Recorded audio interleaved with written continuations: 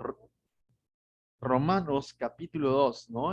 Vamos a estudiar el día de hoy del verso 1 al verso 16, al cual muchos lo denominan, y yo también lo he denominado en este estudio, el juicio de Dios sobre los moralistas. Muy bien, ¿qué es una persona moralista, no? Esa es una de las preguntas que viene a nuestra mente. ¿Qué es una persona moralista, no? ¿O qué es una persona moralmente aceptable? Eh, es interesante esta palabra, ¿no? Ya que la moral en realidad es relativa, ¿no? La moral en la sociedad, cuando no es de acuerdo a la moral de Dios, si queremos verlo así, la moral es relativa. Es decir, no sé si te ha pasado, de pronto, ¿no? Por así decirlo, ¿no? Cuando me encontraba entre mi familia, no, veámoslo así, cuando me encontraba entre mis amigos de la universidad, aquellos tiempos, tiempo pasado, me sentía el tranquilo del grupo, ¿no? De pronto decía, oh, qué tranquilo yo soy yo frente a ellos, ¿no? Pero sin embargo, frente a mi familia decían, este es el terrible de la familia. Entonces dices, oye, en un grupo de personas soy el tranquilo, en otro grupo de personas soy el terrible, ¿no? Entonces mi moral estaba limitada a con qué grupo de personas estoy. Y la moral en esta sociedad es así, ¿no? Las personas moralmente aceptables, ¿qué es lo que dicen? Yo no robo, no fumo, no soy un alcohólico, no soy un adúltero. Entonces no estoy tan mal, ¿no? Y eso es lo que dice una persona moralmente aceptable, ¿no? Pero va a haber siempre un grupo al que se relaciona que de pronto es mucho más educado que él, quizás una persona solidarias, quizás personas con valores que vienen desde hogar que ni siquiera mentiritas blancas, entonces esta persona moralmente aceptable frente a ellos dirá, uy, me falta aprender más, ¿no? O me falta mucho más, y se va a encontrar como de pronto frente a ellos, frente a este grupo, se va a encontrar como malo, ¿no? Pero ¿qué es lo que realmente debe de direccionar nuestra vida? Que realmente nos dice si somos aceptables o no somos aceptables, si somos buenos o no somos buenos, si somos correctos o no somos correctos. Pablo en esta porción va a exponer que todos hemos fallado ante Dios. Así como ya ha narrado en el capítulo 1 una lista de pecados, y de pronto el moral al ver esa lista de pecados podría decir, bien Pablo, todo lo que tú has narrado ahí, yo no soy. Pablo en esta porción del capítulo 2 va a decir que todos vamos a ser juzgados por Dios y según el verdadero juicio de Dios, no según nuestra moral, como muchas veces lo entendemos. ¿Correcto? Entonces acompáñame a leer. Por cierto, si tú vas a ponerte a leer, ¿cómo comienza el primer versículo del capítulo 2? Mira cómo comienza el versículo 1 del capítulo 2. Comienza diciendo lo siguiente, por lo cual, ¿no? Entonces esta palabra por lo cual me lleva a pensar que hay un antes, ¿no? Hay un antes para que se dé este por lo cual. ¿Y cuál es ese antes, no? O sea, ¿cuál es ese antes? ¿Cuál es el lo cual? ¿No? Porque dice por lo cual. ¿Cuál será ese cual, no? Del cual ya nos ha hablado. Está en el capítulo 1. ¿Y qué hemos visto en el capítulo 1? Hemos visto la ira de Dios que se va a derramar contra toda impiedad, contra toda injusticia.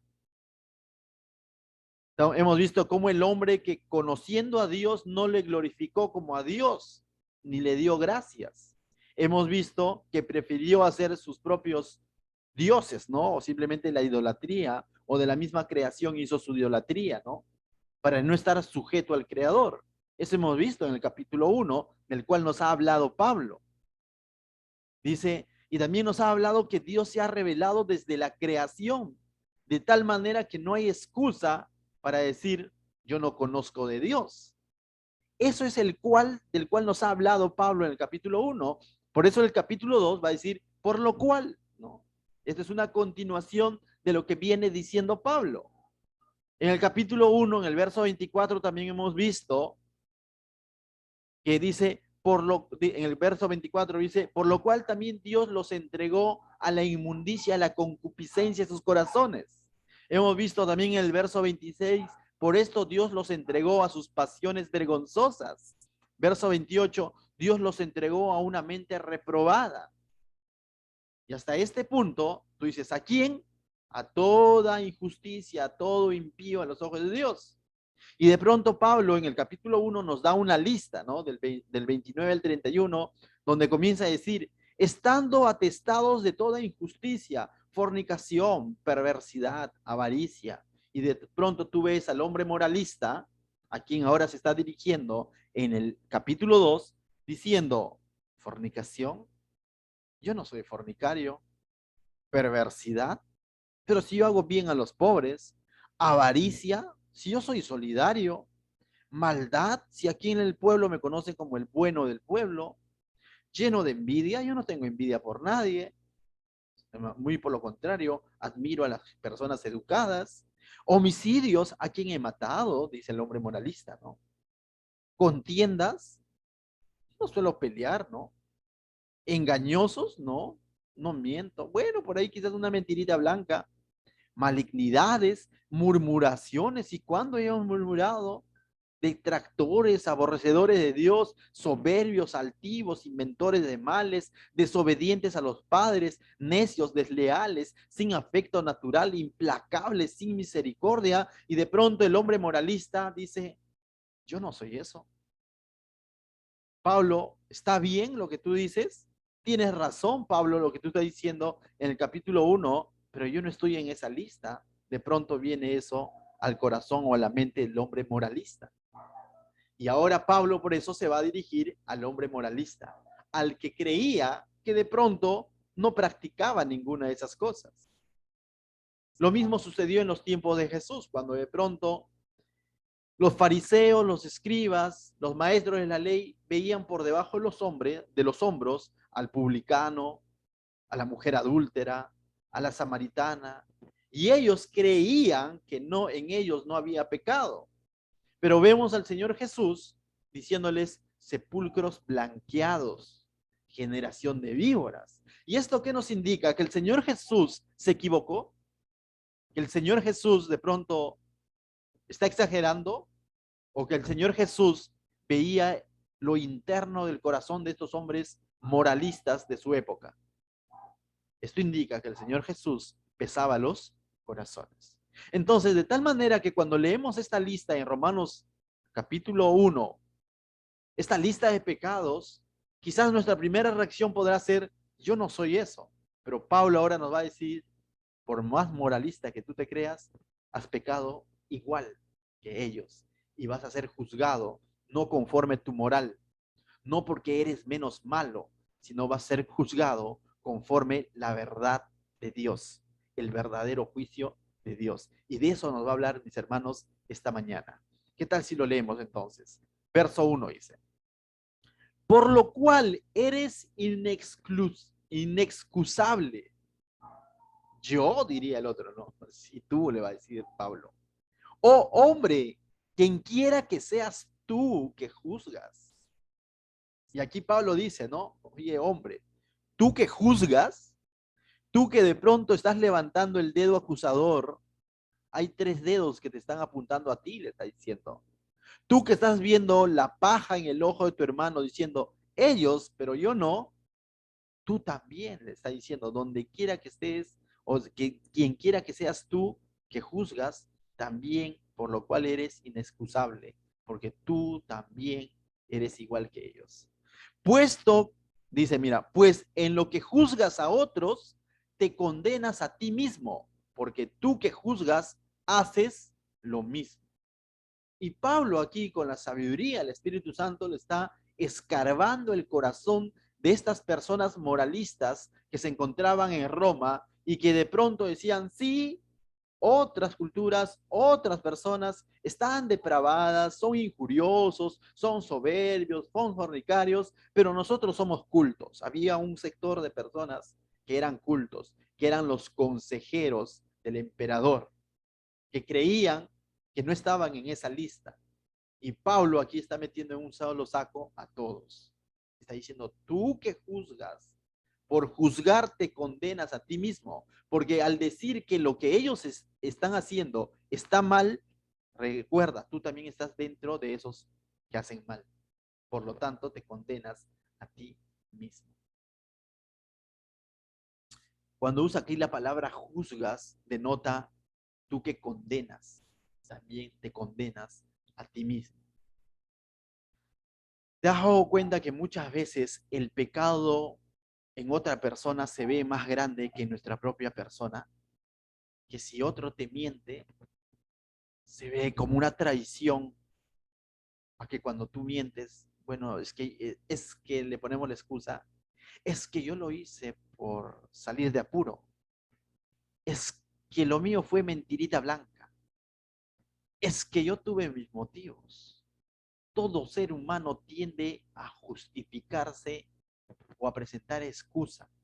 Y todos en algún momento hemos estado metidos en este saco. Pero yo a quién he matado. Pero Jesús viene y me dice, basta que hayas pensado, ya mataste en tus pensamientos. Pero yo cuando he adulterado, el Señor Jesús viene y dice, basta que hayas codiciado la mujer de tu prójimo y has adulterado. Y de pronto todos nos vemos en un solo saco.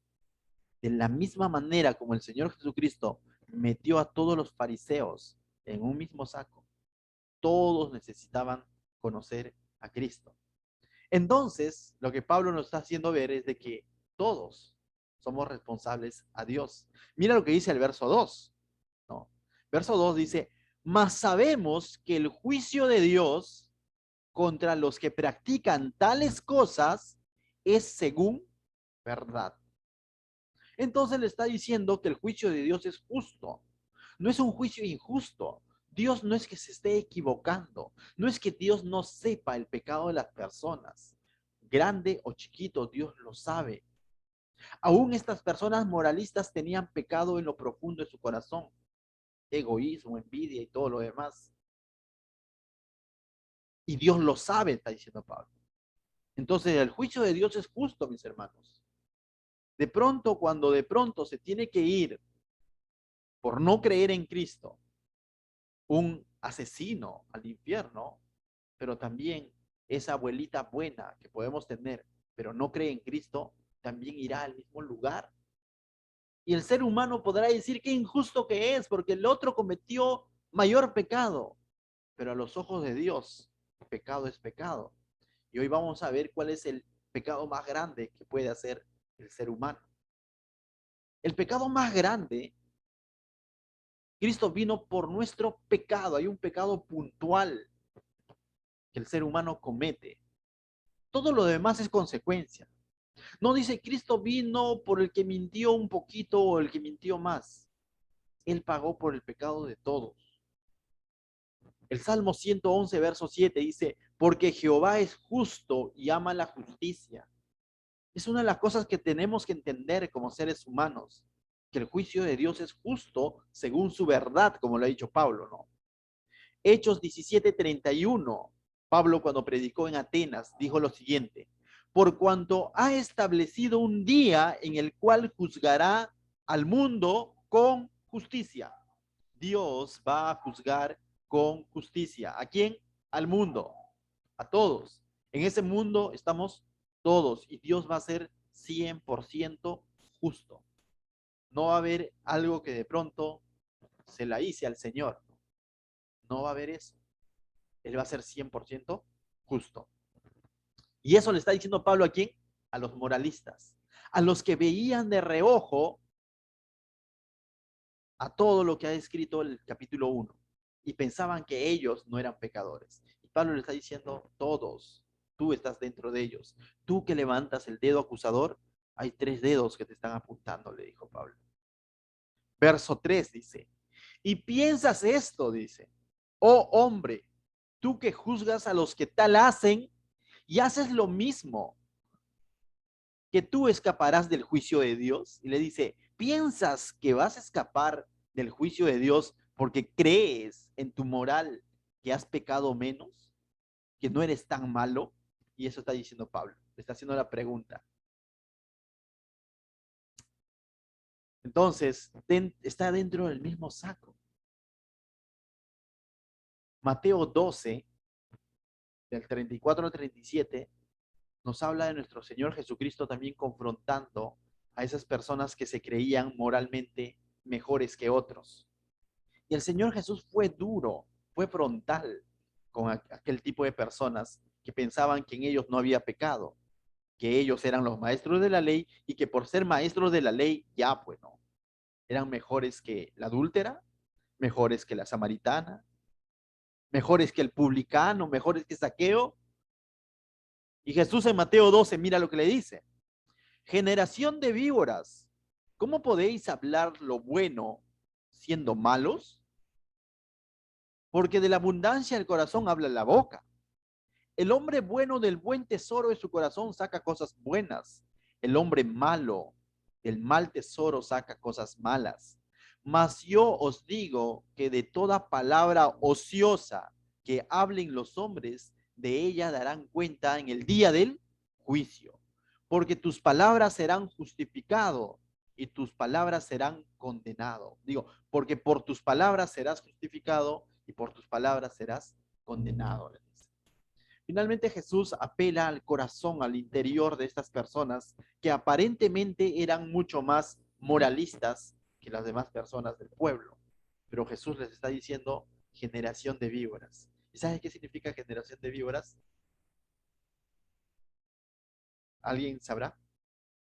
Generación de víboras significa hijos del diablo, descendientes del diablo. Y el Señor Jesús está siendo frontal y directo. Entonces, ¿contra qué? No contra la persona en sí, sino contra la forma de pensar de estos hombres, que creer que ellos lo saben todos, que creer que ellos no necesitan, por así decirlo, reconocer a Cristo, quien tenían enfrente como el Mesías, como el Hijo de Dios. Simplemente creían que su conocimiento era suficiente y que hay otros peores que ellos. Y así piensa hoy en día, mis hermanos, muchas personas, o en algún momento hemos pensado así. Y de pronto, incluso siendo cristianos, por en algún momento, eh, podemos pensar que no somos tan malos como otros, cuando en realidad estábamos en el mismo saco. Solo cuando entendemos esta verdad, vamos a aprender a valorar la gracia de Dios. De lo contrario, voy a pensar que lo que Dios me está dando, su dádiva, su salvación, de pronto voy a pensar que me lo merezco. De pronto voy a pensar que, bueno, me está yendo bien porque me merezco. Ten cuidado. Todos somos pecadores. Verso 4 dice, cuando tomamos esa actitud del moralista, cuando tomamos esa actitud de pensar que somos mejores que alguien o menos peores, mira lo que estamos haciendo en el fondo de nuestro corazón, lo dice Pablo. O menospreciáis las riquezas de su benignidad, paciencia, longanimidad. Cuando una persona es moralista y cree que por su moral, porque es menos pecador que otro, porque es más culto, educado que otro, o porque conoce más de Dios que otros, o porque de pronto ha ayudado a las personas más que otros, o porque de pronto es el bueno de la familia. Cuando una persona cree que es la ovejita blanca y no la ovejita descarriada de la familia, en el fondo del asunto está menospreciando las riquezas de la benignidad, paciencia y longanimidad de Dios. Y lo dice riquezas. ¿Qué es benignidad? Lo bondadoso que ha sido Dios con nosotros. Su bondad, su paciencia presente, ¿no? Dice un comentarista bíblico, la benignidad habla de lo bondadoso que Dios viene siendo desde nuestro pasado. Su paciencia habla de cuán paciente está siendo en nuestro presente. Y su longanimidad habla de su gran amor que tiene incluso en mi futuro, para adelante. Pero muchas veces el moralista ignora esta benignidad, dice. Y esta benignidad no es porque de pronto Dios no se da cuenta de aquel pecado encubierto que podamos tener. Dios sí ha visto al vecino que de pronto cometió adulterio. A él lo ha visto. Dios lo va a castigar a esa persona que de pronto levantó la mano contra su prójimo. Dios lo va a castigar. Cierto, cierto, pero ¿sabes qué? Dios también ha visto tus malos pensamientos. Dios también conoce tu corazón. Sino que nuestra moral nos hace ver como que el otro es más pecador. El otro tiene más necesidad que yo, pastor. Él. Estamos a veces como el fariseo, ¿no?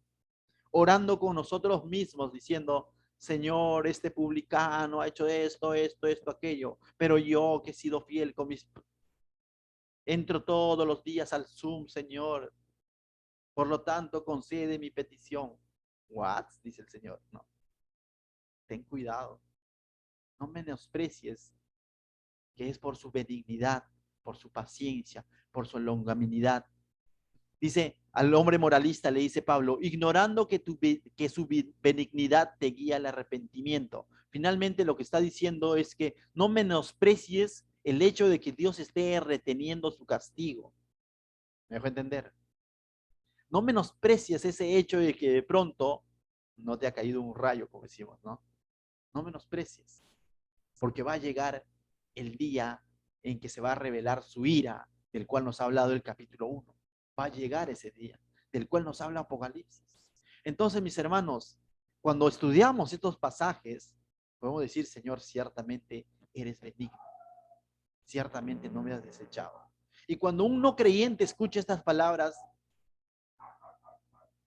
debería de concluir en un arrepentimiento, es decir, Señor, cuánta paciencia, cuánta benignidad, cuánta longanimidad me has tenido.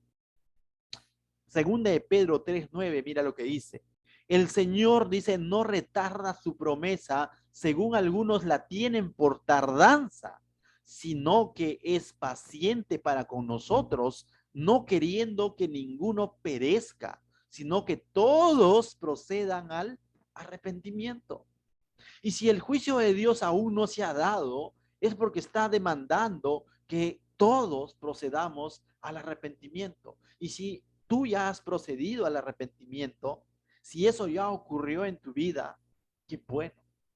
Pero recuerda, ese arrepentimiento debe de marcar un estilo de vida, no solamente un acto en el que de pronto te quebrantaste, lloraste y dijiste, Señor, perdóname por mis pecados, y al día siguiente seguiste viviendo como te deben en gana.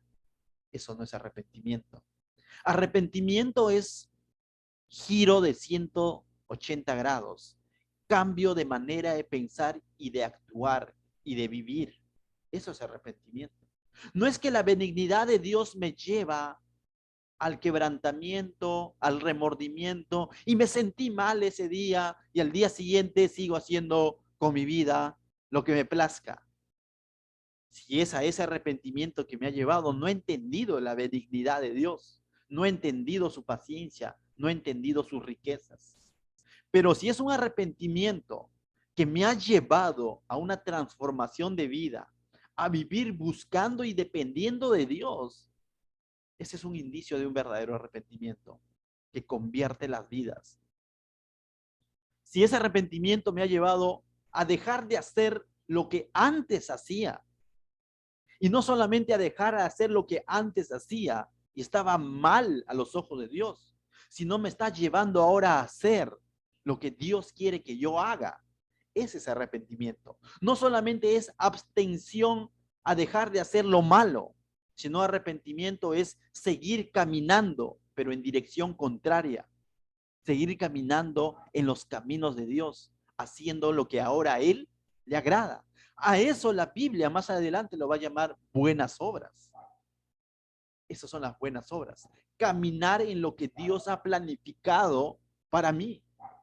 Pero no puedo hacerlo si Cristo primero no está en mi vida. No puedo hacerlo si primero no soy hechura suya. No puedo hacerlo si primero no soy nueva criatura. No puedo hacerlo si primero no reconozco que soy tal igual de pecador que el peor hombre de la tierra. No puedo hacerlo si yo no reconozco que soy igual de pecador que Barrabás. No podré hacerlo. Entonces, Pablo aquí está hablando la necesidad que tiene el ser humano moralmente aceptable de Dios. Le está diciendo, no menosprecies. En algún momento menospreciamos nosotros también la benignidad de Dios. Cuando se nos venía y se nos predicaba, decían, no me veo tan mal. Predícale ve a los penales. Sí, yo creo que las iglesias, los cristianos, deberían de ir a los penales, porque ahí hay gente mala. Cuando nosotros éramos igual que ellos, a los ojos de Dios. Y de pronto el Señor te dice, tú también necesitas mi palabra. Y eres tú el que vas a ir a los penales en todo caso. Continuamos, el verso 5 dice, pero por tu dureza y por tu corazón no arrepentido, atesoras para ti mismo, ¿qué cosa dice? Ira para el día de la ira. Entonces le dice, si no te arrepientes, si sigues con ese corazón duro, ese moralista, ¿no? Si continúas así pensando que tú no tienes necesidad de Dios, lo que estás haciendo es atesorar, es acumular, guardar. Esta misma palabra es usada cuando Jesús en otro sentido dice de el que guarda mis mandamientos, es la misma palabra, el que atesora, el que guarda, está guardando para ti, está acumulando, ¿qué cosa dice en este caso? Ira para el día de la ira. Aquel que se resiste a arrepentirse, a reconocer que también necesita de Dios, está acumulando ira. Dice, y de la revelación del justo juicio de Dios. Finalmente va a llegar el día de la ira en el que se revele el justo juicio de Dios. Qué miedo. Ahora entiendo, ahora entiendo por qué muchos hombres en la historia de la iglesia se convirtieron al leer el libro de Romanos, porque se le mostró el justo juicio de Dios, porque se le mostró la única salida en Cristo. Hombres como Martín Lutero, hombres como John Wesley, hombres como Agustín, en diferentes épocas de la historia que luego sirvieron para los propósitos de Dios, se convirtieron al leer este libro, ¿no? Porque entendieron que ciertamente Dios es un Dios justo y que las cosas no estaban en las buenas obras que ellos podían hacer, entre comillas, sino que también necesitaban de un mediador, también necesitaban de Cristo. ¿Por qué crees que Martín Lutero dejó prácticamente su catolicismo? Si él era un monje que estaba consagrado, entre comillas, pero religiosamente, tuvo que entender estas verdades, que no es por la moral que uno es salvo. Verso 6 dice, el cual pagará a cada uno conforme sus obras. Y tú dices, what? Pastora, casi ya como que de pronto, ¿qué nos está hablando? ¿No? ¿Se nos va a pagar conforme nuestras obras? ¿Acaso la salvación no es por fe? ¿Acaso la salvación no es por gracia? ¿Y acá se me dice que me van a pagar conforme mis obras? Entonces, si obro bien, ¿me gano el cielo? Y si obro mal, ¿me merezco el infierno? ¿Será así? Tenemos que definir a qué obra se está refiriendo. No es cualquier obra. Dice, el cual pagará a cada uno conforme sus obras. ¿Y qué obras estamos hablando? Del verso 7 al 9 al 10 vamos a ver básicamente dos grupos de personas. Mira, vida eterna para los que perseverando en hacer el bien buscan gloria y honra e inmortalidad, es decir, vida eterna. Pero ira y enojo a los que son contenciosos, no obedecen la verdad, esa es clave, sino que obedecen a la injusticia. Tribulación y angustia sobre todo ser humano que hace lo malo, el judío primeramente, también el griego. Cuando Pablo predicaba el evangelio, era para los judíos primeramente y también el griego. Y ahora cuando está hablando de la ira y el enojo de Dios, está hablando también primero el judío y luego el griego, ¿no? Entonces el gentil. Pero gloria y honra y paz a todos los que hacen lo bueno. Y tú dices, entonces voy a hacer chocolatadas en Navidad, pastor. al judío primeramente y también al griego. Y tú dices, total, pastor, dice que vida eterna para los que perseveren en hacer el bien. Luego dice gloria y honra y paz a todos los que hacen lo bueno. Entonces, chicos, nos ponemos las pilas y buscamos ser quién es más bueno. ¿Y será por eso?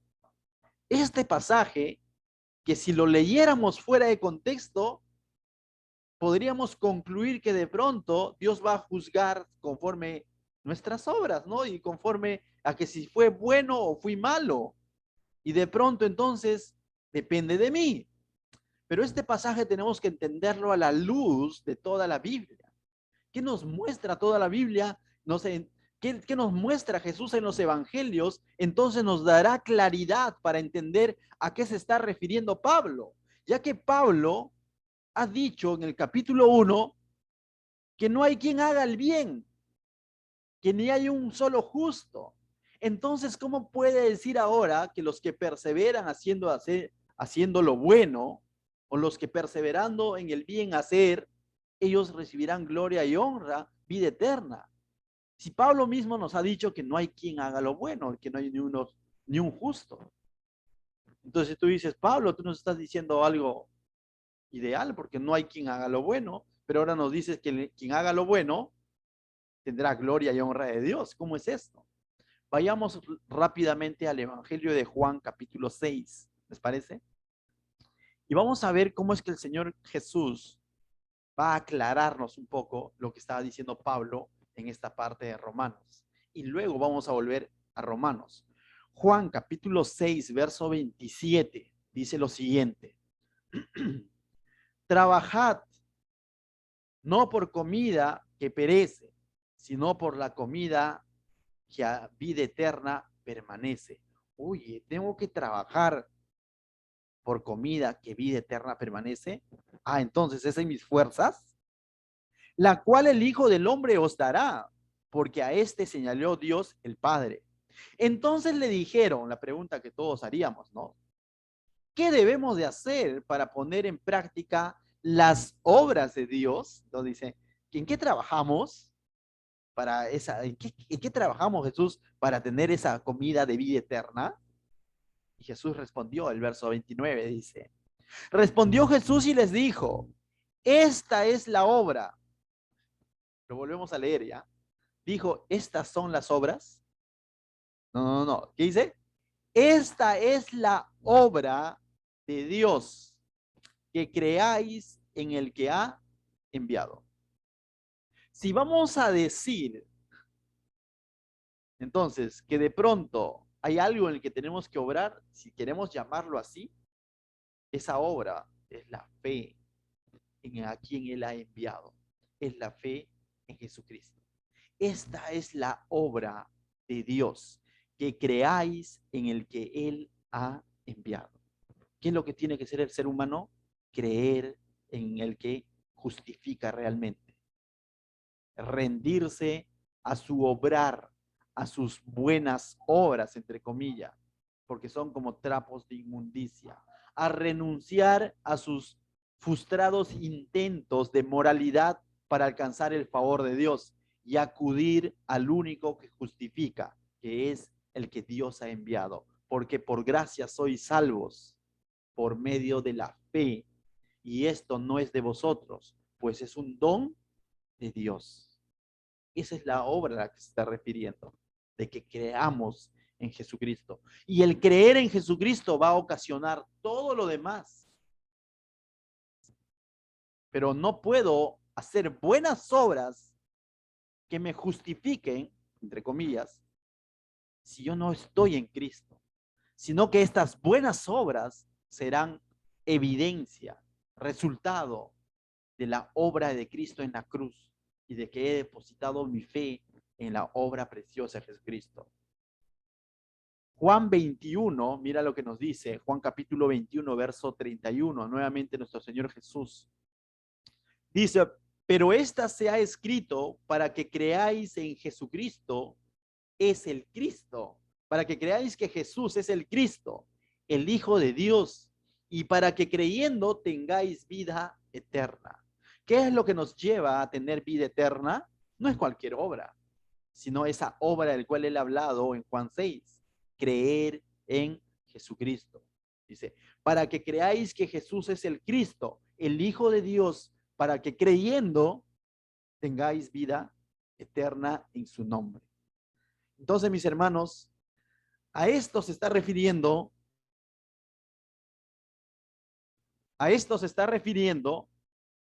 en Romanos, de pronto cuando nos dice perseverando a hacer el bien. ¿A qué bien? A perseverar con nuestra fe puesta en Cristo, ya que la fe en Cristo no es solamente un acto, es una vida, es un estilo de vida, es una perseverancia. No es que yo creí en Cristo en el año 2006 y hoy ya no creo, pero como creí en el 2006, ya pues, ¿no? Ya soy salvo y hoy día ya no importa si lo niego. No, es una permanencia. El que realmente creyó va a continuar creyendo. A eso Pablo lo llama en Romanos perseverando en hacer el bien. ¿Qué bien? De tener nuestra mirada en el autor y consumador de la fe, que es la obra, por así decir, de Dios, que nosotros pongamos nuestra mirada en el Hijo Jesucristo a quien Él ha enviado. Juan 3:16, el pasaje más conocido de la Biblia. Esta palabra cree en Él está escrito en tiempo presente y no en tiempo pasado. Juan 3:16 no dice, porque de tal manera amó Dios al mundo para que los que creyeron en Él no se pierdan y tengan vida eterna. ¿Dice eso? No. No habla como un acto pasado, habla como un acto presente de todos los días, para que todo aquel que cree en Él. La pregunta entonces de esta mañana no es, ¿tú has creído en Jesucristo? Sino la pregunta esta mañana es, ¿crees en Jesucristo? ¿Estás perseverando en esta verdad? ¿Estás perseverando en el hecho de que no es en tus fuerzas, no es en tu bondad, no es en tu forma de vivir, no es porque de pronto ahora eres mejor que antes o mejor que alguien? Hey, hombre moralista, porque dentro de cristianos también muchas veces se introduce este pensamiento de la moralidad y pensamos que el nuevo creyente necesita de Dios, que el nuevo creyente necesita arrepentirse. Yo no. Yo ya soy pastor. ¿Cómo me voy a arrepentir? Qué vergüenza. ¿Qué dirán los hermanos? Yo como pastor ya no cometo pecados. Gran mentira. Necesito entender que el creer del Evangelio es un tiempo presente permanente. Y a eso se refiere perseverando en hacer el bien. Entonces, Pablo, de que nuestra mirada siga puesta en Jesucristo. Efesios 2:10 es interesante, ¿no? Porque siempre recordamos 8 y 9 y nos olvidamos de 2:10. Porque somos hechura suya, creados en Cristo Jesús. Ese fue nuestro inicio. Eso es lo que Pablo llama nueva criatura, la regeneración, nuestro nacimiento. Pero dice, creados en Cristo Jesús para buenas obras. De esas buenas obras que está hablando Pablo en el libro de Romano, entonces tienen un sustento, tienen un fundamento. No lo voy a poder hacer si primero no estoy en Cristo, que esa es la obra de Dios, que yo crea en Jesucristo, a quien Él ha enviado. Ahora podemos entender entonces Romanos en esa porción donde de pronto aparentemente era por nuestras obras, es por la obra de Cristo. Él nos capacita para nosotros andar, dice, en estas obras que Dios ha preparado de antemano para que nosotros pudiéramos vivir en esto con vidas santas, agradecidas a Dios, ya no para alcanzar salvación, no para justificarnos a los ojos de Dios, sino como evidencia de que hemos sido justificados en Cristo Jesús.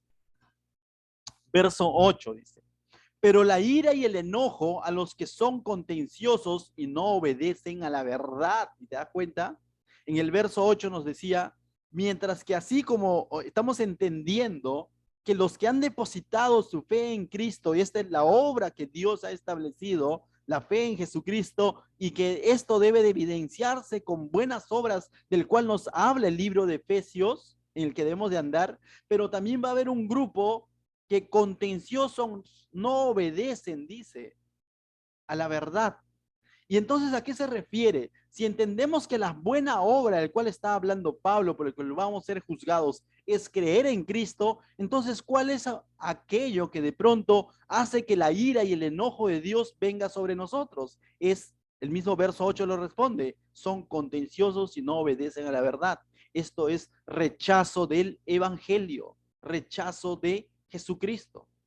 Esto es el no haber creído en Cristo. ¿Me dejo entender? Y todo como vive es la consecuencia de la misma manera, es la evidencia que de pronto no está en Cristo, de su rechazo, de que ha sido entregado a una mente reprobada. Entonces, el alcoholismo en sí no es el que me lleva al infierno. Entonces, la mentira en sí no es el que me lleva del infierno. Esa es la evidencia de que estoy camino a ese infierno. ¿Por qué?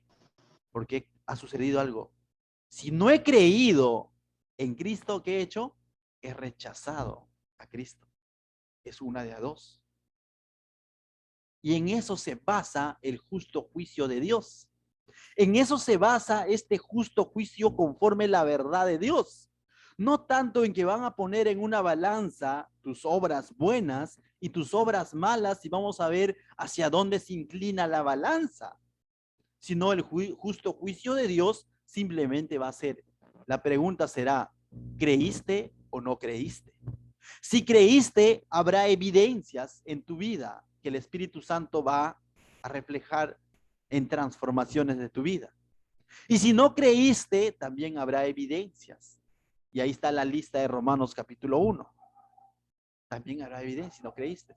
Entonces, el ser contencioso y no obedecer a la verdad, sino que obedecen a la injusticia, entendemos como el rechazo del evangelio. Ese evangelio del cual Pablo ha dicho que es poder de Dios, ¿para qué?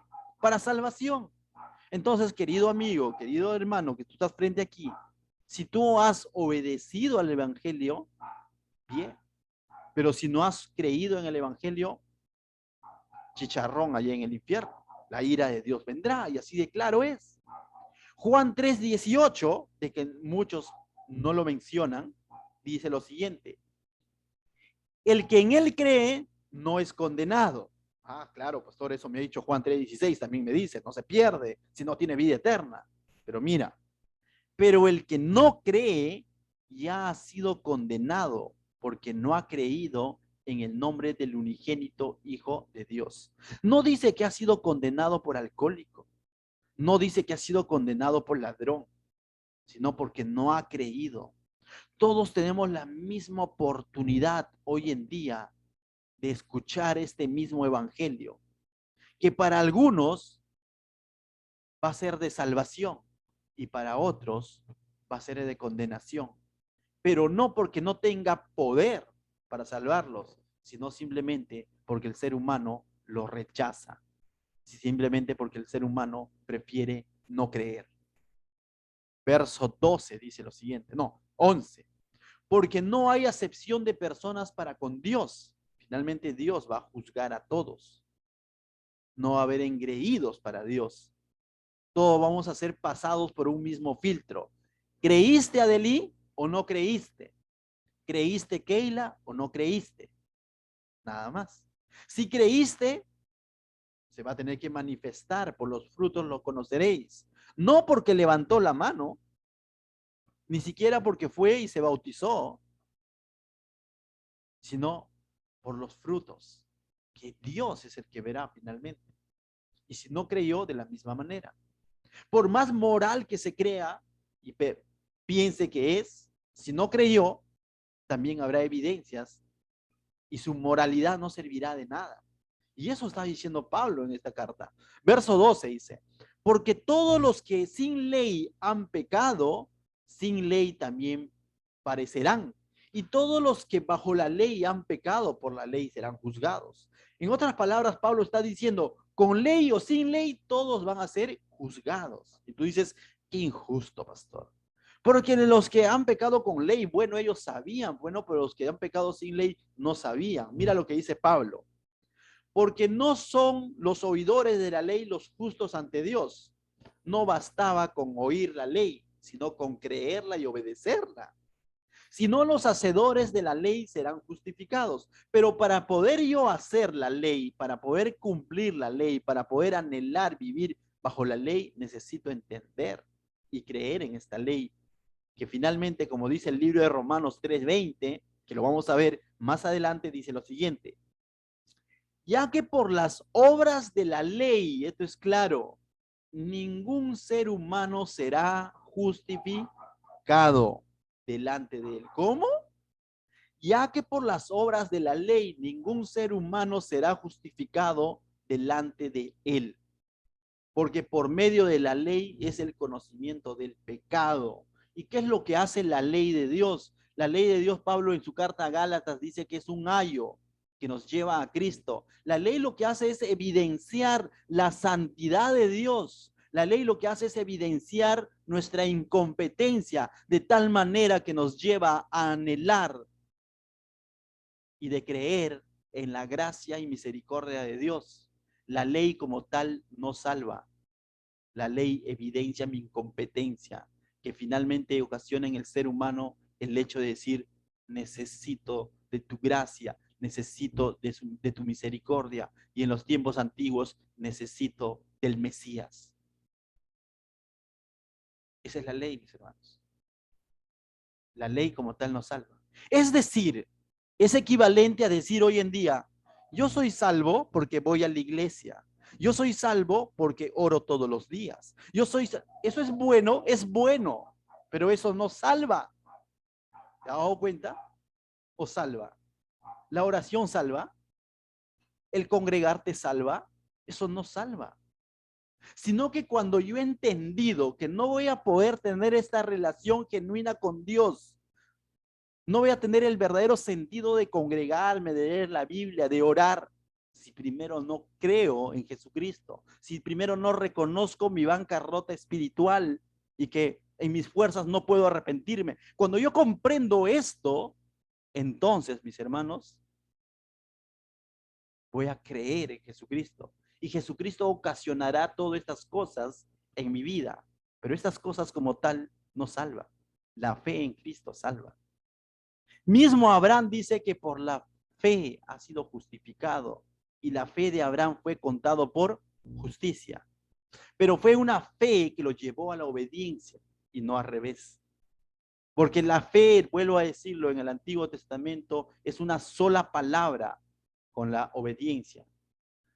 No hablamos de una fe intelectual porque claramente nos está diciendo aquí que los oidores de la ley, dice, porque no son los oidores a la ley los justos ante Dios, verso 13, sino los hacedores de la ley. Pero para ser un hacedor de la ley necesito ser un creyente en ese Dios que ha dado la ley.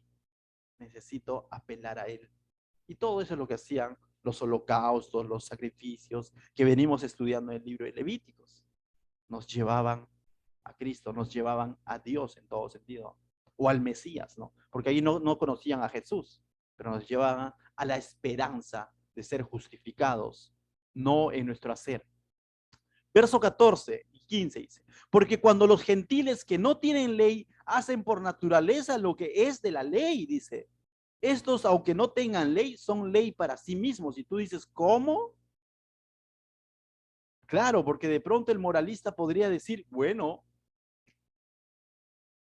el moralista podría decir, bueno, los judíos conocían la ley, nosotros no, por lo tanto estamos excusados, porque a nosotros no se nos ha revelado una ley, por lo tanto, si Dios me juzga, Dios está siendo injusto porque no me ha revelado una ley, ¿no? O sea, podría decir el moralista fácilmente, qué injusto que es ese Dios.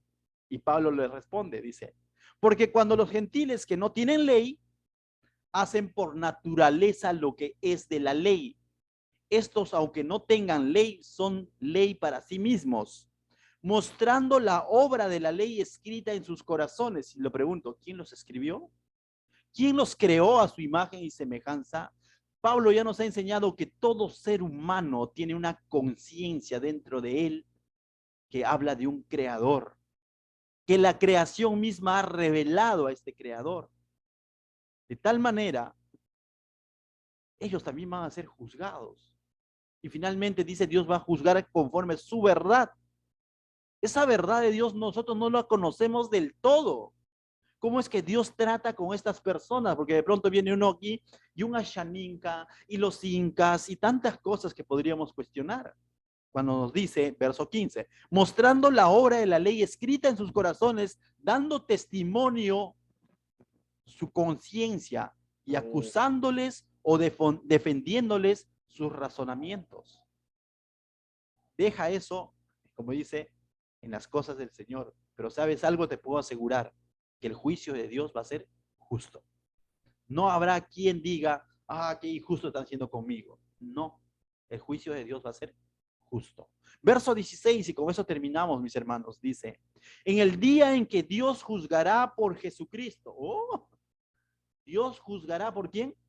Por Jesucristo. Ese Jesucristo que vino en su primera venida decía, venid a mí, si están cargados, vengan a mí. Mi pueblo está como ovejas sin pastor. Vengan, arrepiéntanse. Ese Jesucristo que vino y se ofrecía y te llamaba al arrepentimiento. Ese Jesucristo a quien hoy en día predicamos diciendo que en Él hay salvación. Ese Jesucristo que dice que sus ovejas oyen su voz.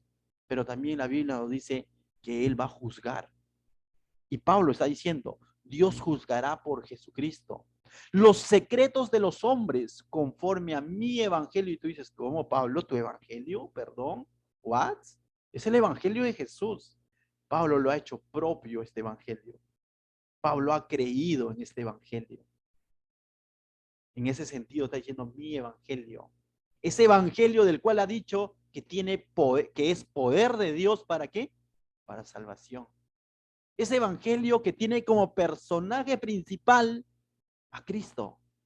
Ese evangelio que nos muestra nuestra necesidad con las malas noticias, que necesitamos de un mediador.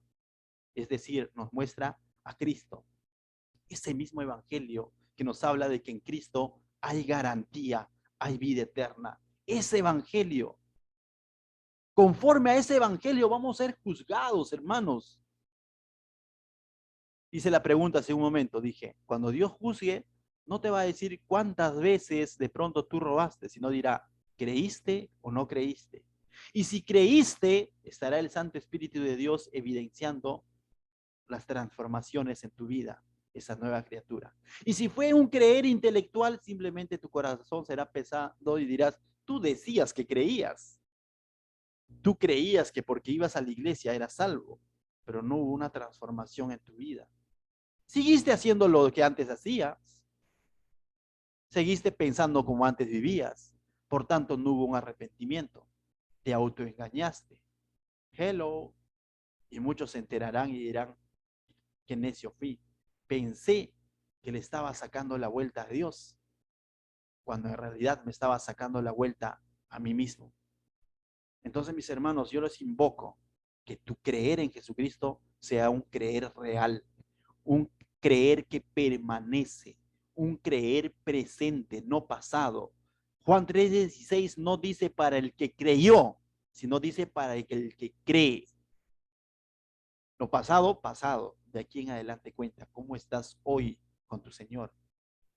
Y no estoy hablando de que pierdas la salvación, sino que si realmente has creído, ese creer permanece hasta su venida, hasta que esa esperanza de que tengamos a Él por segunda vez se haga realidad. Cuando ya estés allá, ya no vivirás por esperanza, porque ya lo tendrás. Una esperanza habla de espera. Allá necesitarás fe, ya no, pues, ya va a estar con Él. Lo que no podías ver, ahora lo vas a poder ver. ¿De qué fe hablamos? Si Él lo tienes frente a ti. Ya que Él es el autor y ¿qué? Consumador de la fe. Solo cuando estemos en su presencia diremos, ya no necesito vivir por esperanza porque ya estoy con Él, ¿no? Ya estoy con Él en su presencia. Tengo que deleitarme nada más ya. Entonces, mis hermanos, Jesús va a venir a juzgar. Y la Biblia es clara en eso. Juan 5 dice, porque el Padre a nadie juzga. Y tú dices, ¿what? Dios es el juez. Sino que todo el juicio dio al Hijo, para que todos honren al Hijo como honran al Padre. Y aquellas personas que dicen, yo creo en Dios, pero Jesús es un buen hombre. Todos los que honran al Hijo honran al Padre. El que no honra al Hijo no honra al Padre que le envió. Ese que envió en quien tenemos que creer, del cual nos ha hablado Juan capítulo 6. Verso 24, el 5 dice, de cierto os digo, el que oye mi palabra y cree al que me envió, tiene vida eterna y no vendrá a condenación, mas ha pasado de muerte a vida. De cierto os digo, viene la hora y la hora es cuando los muertos oirán la voz de Dios, del Hijo de Dios, y los que oyeren vivirán. Porque como el Padre tiene vida en sí mismo, así también le ha dado al Hijo el tener vida en sí mismo. Y también le dio autoridad de hacer juicio por cuanto es el Hijo del hombre. Verso 27 termina diciendo eso. Pedro también en su predicación en el libro de Hechos, cuando está predicando a los gentiles en la casa de Cornelio, va a decir lo siguiente, Hechos 10:42. Y no nos mandó que predicásemos al pueblo y testificásemos que Él es Él es el que Dios ha puesto por juez de vivos y muertos. Y está hablando de Jesucristo, quien es el que va a venir a juzgar. Entonces, si por ahí nos creíamos moralistas y pensábamos de pronto que ya no necesitamos de Cristo, Pablo nos está diciendo, también necesitas de Cristo. Gracias a Dios que hemos conocido a nuestro Señor Jesucristo, pero erradiquemos de nuestra mente esa mente de moralista de creer que merecemos algo. Es por su obra preciosa. Como segundo punto, si realmente hemos creído en Cristo, que se manifieste en nuestras buenas obras, que andemos, vivamos conforme a esas buenas obras que Él ha creado de antemano para nosotros, dice, andar en ellas. Si nosotros somos hechura suya, realmente vivamos como Él eh, pide que vivamos. ¿Qué tal lloramos? Padre mío, te doy gracias esta mañana, Señor. Gracias por tu palabra, mi Dios. Gracias.